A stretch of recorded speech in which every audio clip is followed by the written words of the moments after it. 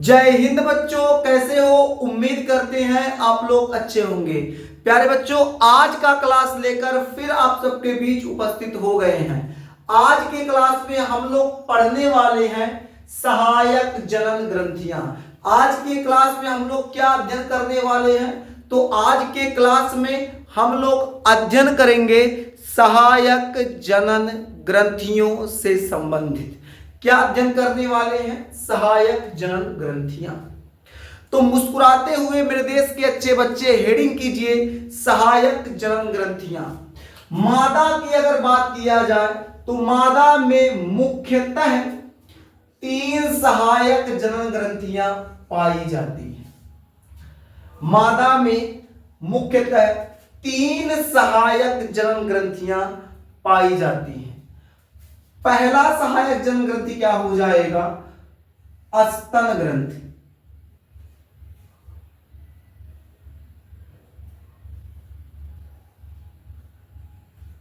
स्तन ग्रंथियां। दूसरा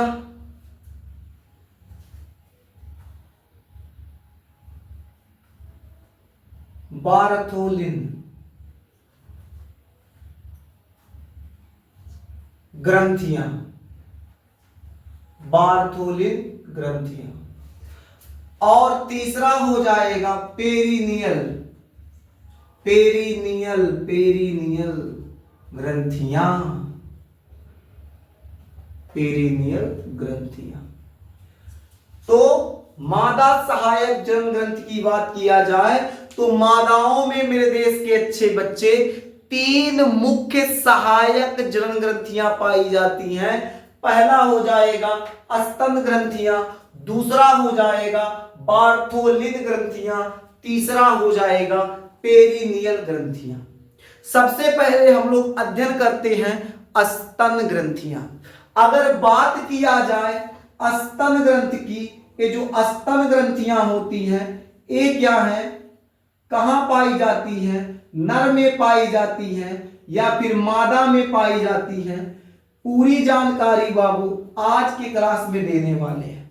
अगर मादा में स्तन ग्रंथियों की बात किया जाए तो जो स्तन ग्रंथियां होती हैं मादा के अलावा नर में भी पाई जाती हैं। अब आप कहेंगे सर ये क्या बात हुआ, हमने सुना था कि स्तन ग्रंथियां केवल महिलाओं में पाई जाती हैं, आप तो कह रहे हैं कि स्तन ग्रंथियां नर में भी पाई जाती है। तो बाबू आपको हम बिल्कुल सही बता रहे हैं। जो स्तन ग्रंथि होता है, स्तन ग्रंथि मेल और फीमेल दोनों में पाया जाता है। अब गजब कारनामा क्या होता है? गजब कारनामा ये होता है मेरे देश के अच्छे बच्चे, जो नर में स्तन ग्रंथियां पाई जाती हैं, ये मेमोरी ग्लैंड जिसको हम लोग कहते हैं, जो नर में स्तन ग्रंथियां पाई जाती हैं ये क्या होती है? निष्क्रिय होती हैं। निष्क्रिय होती हैं। क्या होती हैं? निष्क्रिय होती हैं। मादाओं में जो स्तन ग्रंथियां पाई जाती हैं वो सक्रिय होती हैं। अब कहेंगे इसका मतलब क्या है? इसका मतलब ये है मेरे देश के अच्छे बच्चे, नर में जो मेमोरी ग्लैंड होगा, स्तन ग्रंथि पाया जाएगा, वो निष्क्रिय होगा। निष्क्रिय होने के कारण नर की स्तन ग्रंथियां विकसित नहीं होती, यानी ये निष्क्रिय होने के कारण अविकसित होती हैं। क्या होती हैं? अविकसित होती हैं। जबकि मादाओं में जो मेमोरी ग्लैंड होता है, स्तन ग्रंथि होता है, वो सक्रिय होता है मेरे देश के अच्छे बच्चे। और सक्रिय होने के कारण मादाओं में ये विकसित होती हैं। अब इनका विकास कैसे होता है? मादा में यानी फीमेल जो होती हैं, इनमें जो मेमोरी ग्लैंड है, स्तन ग्रंथियां हैं, इसका विकास कैसे होता है इस पर थोड़ा सा ध्यान देते हैं। तो मादाओं में कुछ ऐसे हार्मोन्स होते हैं, ध्यान से समझिएगा। मादाओं में कुछ ऐसे हार्मोन्स होते हैं जो मादा के स्तन ग्रंथि का विकास करते हैं, और वही हार्मोन्स नर में नहीं पाए जाते, जिसकी वजह से नर की स्तन ग्रंथियां अविकसित होती हैं। अब मादाओं में ऐसे कौन से हार्मोन्स हैं जो मादा स्तन ग्रंथि को विकसित कर रहे हैं? तो ऐसी स्तन ग्रंथि है बाबू प्रोजेस्टेरॉन। प्रोजेस्टेरॉन प्रोजेस्टेरॉन इसके अलावा एस्ट्रोजन। एस्ट्रोजन क्या? एस्ट्रोजन। तो हो जाएगा प्रोजेस्टेरॉन और एस्ट्रोजन। इसके साथ साथ कुछ ग्रोथ हार्मोन्स भी पाए जाते हैं, वृद्धि हार्मोन्स पाए जाते हैं, जो मादा में स्तन ग्रंथि को क्या करते हैं? सक्रिय करते हैं। प्लस ग्रोथ हार्मोन्स, ठीक है, प्लस क्या हो जाएगा? Growth hormone. समझ जाइएगा, ये जो होते हैं प्रोस्टेट, एस्ट्रोजन, ग्रोथ हार्मोन्स, इन्हीं के कारण क्या होता है? मादा स्तन ग्रंथि जो होती है विकसित होती है, और नर में ये सब नहीं पाए जाते। प्रोजेस्टेरॉन नहीं पाया जाएगा, एस्ट्रोजन नहीं पाया जाएगा, जिसकी वजह से नर में जो होती है स्तन ग्रंथियां निष्क्रिय होती है। लेकिन अगर आपसे पूछा जाए स्तन ग्रंथियां जो होती हैं नर तथा मादा में क्या दोनों में पाई जाती हैं? तो मेरे देश के अच्छे बच्चे मुस्कुराते हुए जवाब दीजिएगा, नर और मादा दोनों में स्तन ग्रंथियां पाई जाती हैं, जबकि जो नर होता है उसमें निष्क्रिय होती हैं और मादा में सक्रिय स्तन ग्रंथियां पाई जाती हैं। इतना बात समझ में आ गया। आइए स्तन ग्रंथि को थोड़ा सा और गहराई से समझते हैं, कैसे कैसे दूध का निर्माण होता है, कैसे स्राव होता है। ठीक है, यहां समझा दे बगल में। नर की जो स्तन ग्रंथियां होती हैं दो चीजों से मिलकर बनी होती है। नर की स्तन ग्रंथियां दो चीजों से मिलकर बनी होती हैं। जो पहला है उसे हम लोग वसा कहते हैं, यानी मादाओं की नर बोल दिए क्या? नहीं, मादाओं की स्तन ग्रंथियां दो चीजों से मिलकर बनी होती हैं। मादाओं की स्तन ग्रंथियां दो चीजों से मिलकर बनी होती हैं। पहला हो जाएगा वसा। पहला क्या हो जाएगा? वसा। यही लिख दे, कहां लिख के? यहां लिख देते हैं, वसा। दूसरा क्या हो जाएगा? तो पहले वसा हो जाएगा। ये वसा कहां पाया जाता है? यहां पाया जाता है। ये वसा पूरा भरपूर मात्रा में पाया जाएगा मेरे देश के अच्छे बच्चे। ये पूरा वसा पाया जा रहा है। क्या पाया जा रहा है? वसा।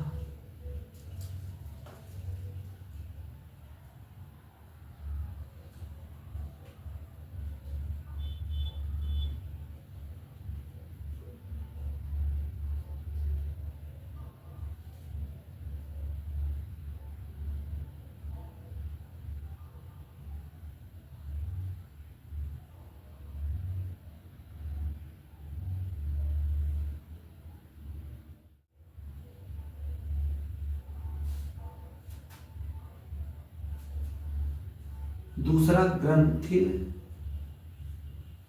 उपकला।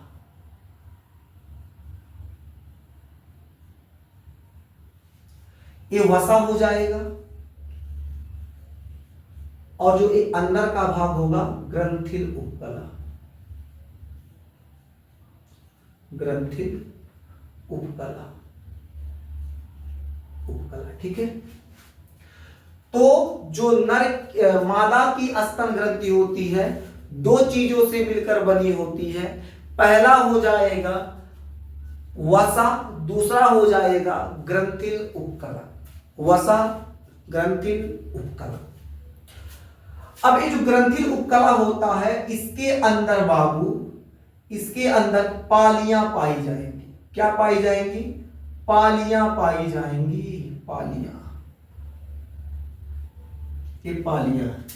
इन पालियों के अंदर कूपिकाएं स्थित होती हैं।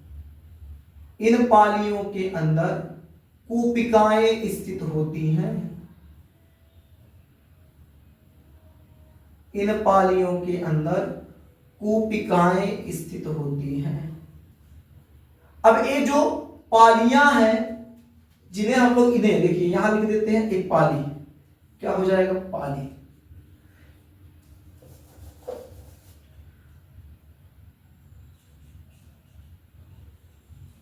कि पालियों की संख्या कितनी होती है, 15 से 20, 15 से 20।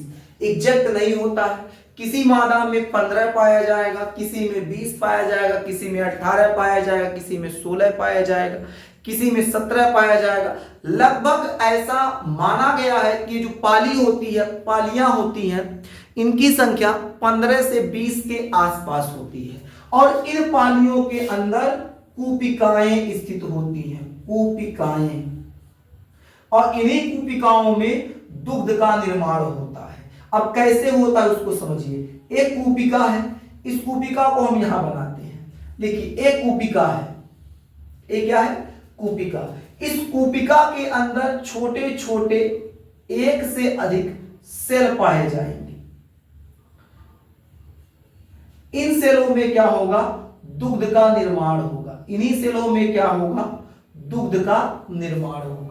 जब इन सेलों में दुग्ध का निर्माण होगा, निर्माण होने के बाद ये जो खाली स्थान है, ये जो खाली स्थान है, इस खाली स्थान को अंतराकाश बोलेंगे। अंतराकाश, क्या बोलेंगे, अंतराकाश। इस खाली स्थान यानी अंतराकाश के अंदर क्या होंगे, ये दुग्ध को यहां से रिलीज करेंगे। यहां से क्या करेंगे, दुग्ध को रिलीज करेंगे।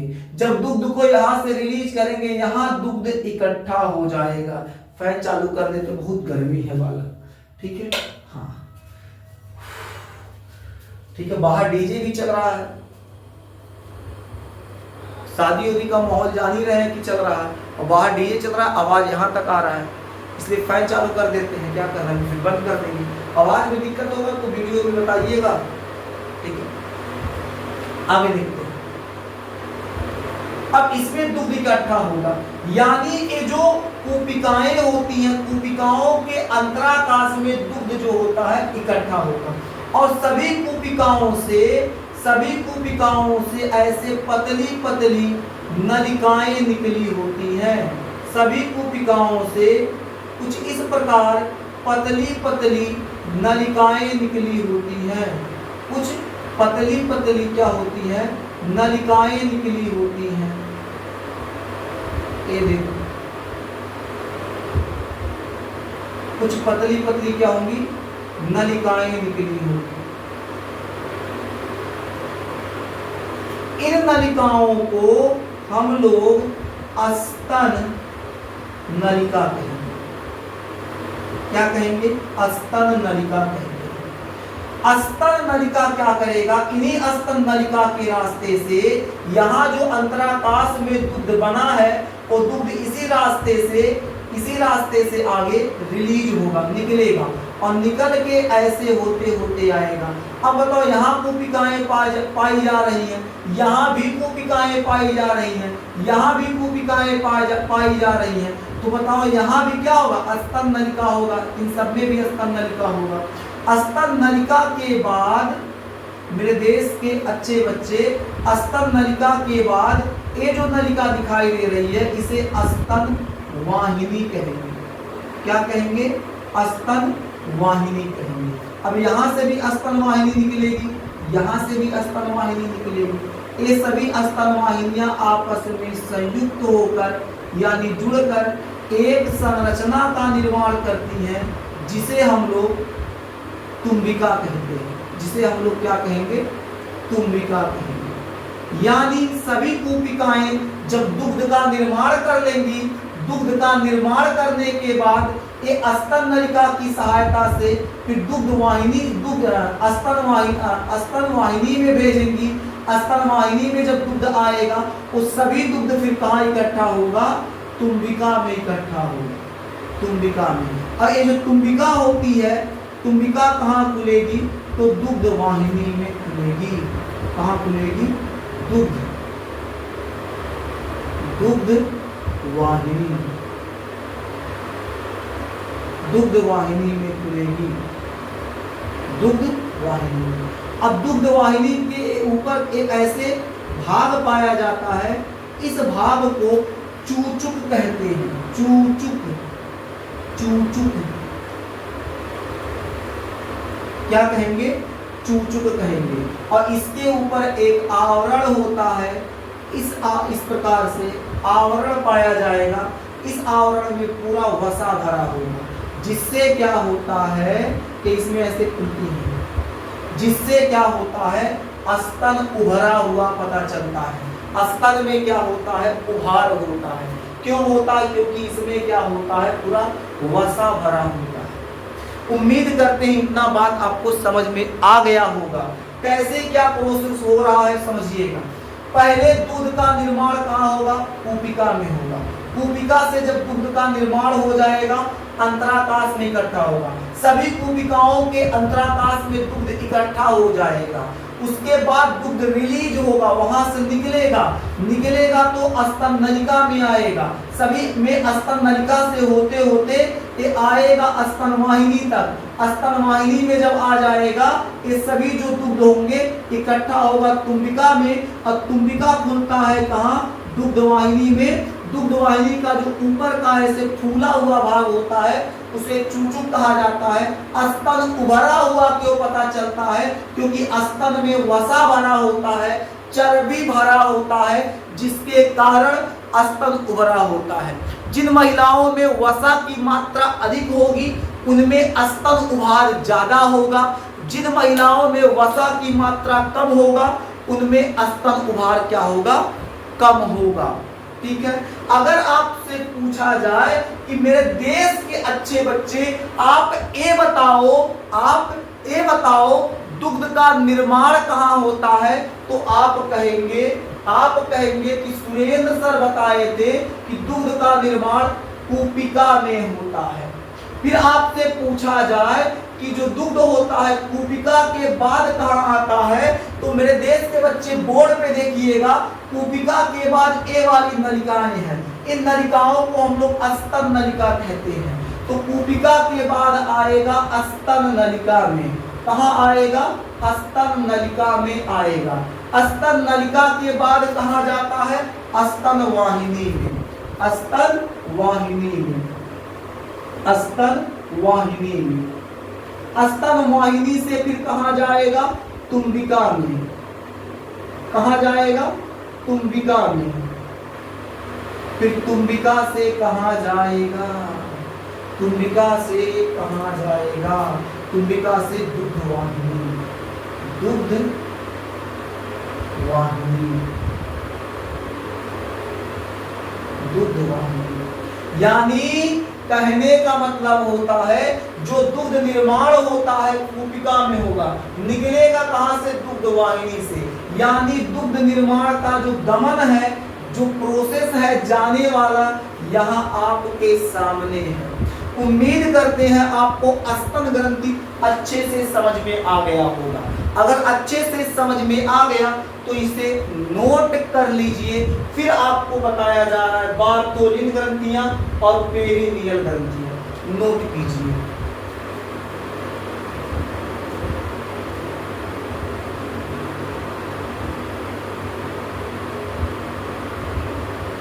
हम लोग अध्ययन करेंगे बार्थोलिन ग्रंथियां।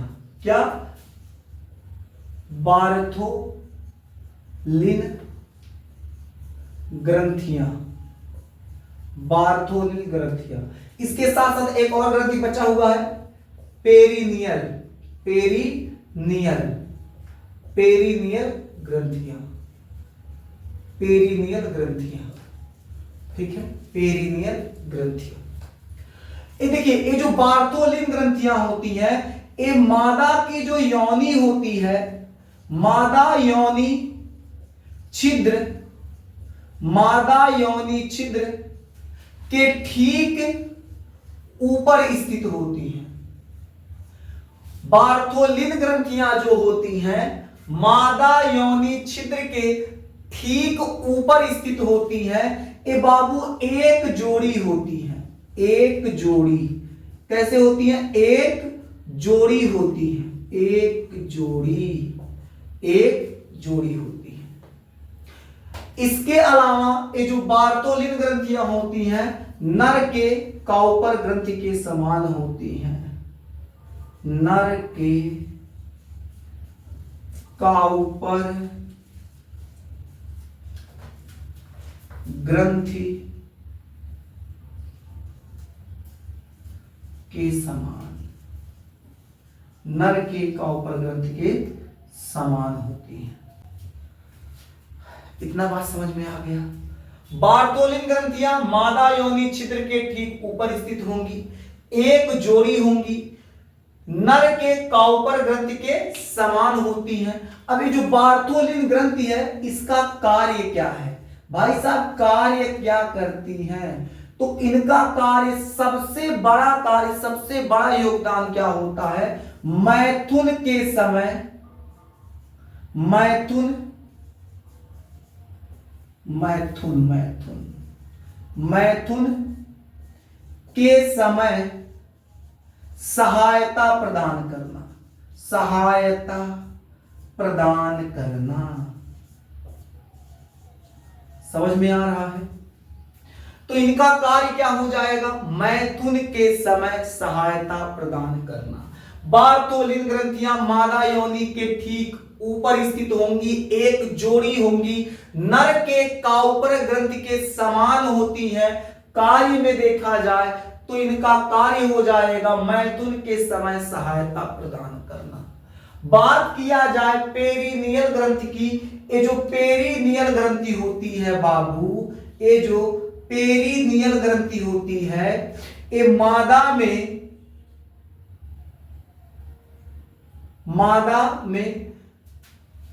गूदा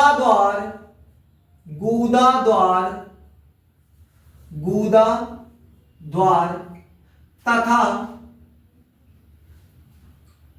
जनन छिद्र, गूदा द्वार तथा जनन छिद्र के मध्य पाई जाती है। पेरिनियल ग्रंथियां मादा में गूदा द्वार और जनन छिद्र के मध्य पाई जाएंगी। कहां पाई जाएंगी? गूदा द्वार और जनन छिद्र के मध्य पाई जाती हैं। ये जो होती हैं पेरिनियल ग्रंथियां सेम के बीज के आकार की होती हैं। सेम के बीज, सेम जानते हैं, दौड़ में उसका सब्जी बनता है। सेम के बीज के आकार की होती हैं, सेम के बीज के आकार की होती है। ये भी एक जोड़ी होती है, इसे भी नोट कर लीजिए। ये भी कैसी होती है? एक जोड़ी होती है। इसके अलावा ये जो पेरिनियल ग्रंथियां होती हैं, अगर बात करें इसके कार्य की, तो इसका कार्य क्या होगा?